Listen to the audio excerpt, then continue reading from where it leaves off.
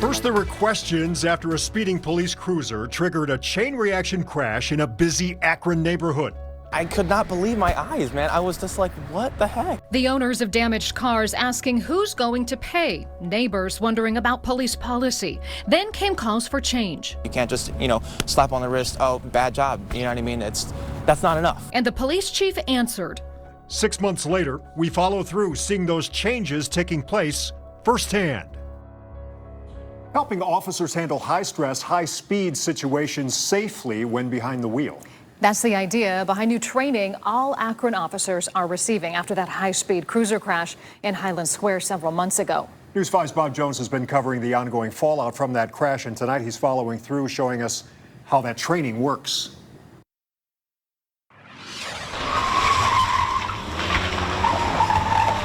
Evasive maneuvering and understanding how cruisers shift during braking is part of routine training Akron police officers receive, as is using mirrors to reverse through cones. But now APD has a new required exercise called stop box training. It is challenging.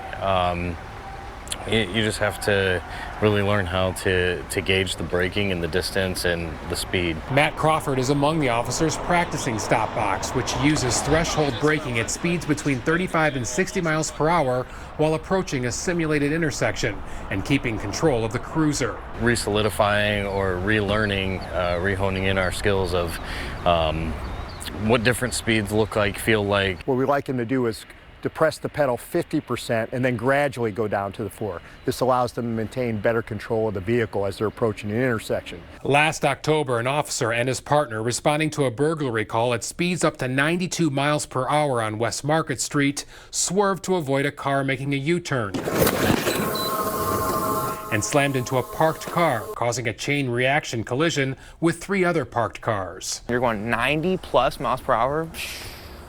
I don't know about that. Stephen Rockage's car was totaled. He was stuck with bills after the city's insurance provider denied his claim based on immunity for the officer on the job. No pay towards me. It's like, do I even exist? But a few weeks after the crash, Police Chief Brian Harding opened up officers to potential discipline through a new speed order, indicating officers going more than 25 miles over the posted speed limit will be presumed to be without due regard, unless they have approval from their supervisor.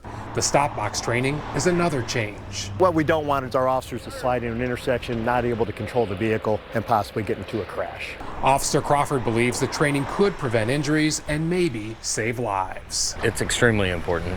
We can't get anywhere to help somebody unless we can get there safely. Over the next 2 months, all of Akron's patrol officers, about 200 of them, will take part in the stop box training. The Detective Bureau and officers in specialty units will receive the training in the fall.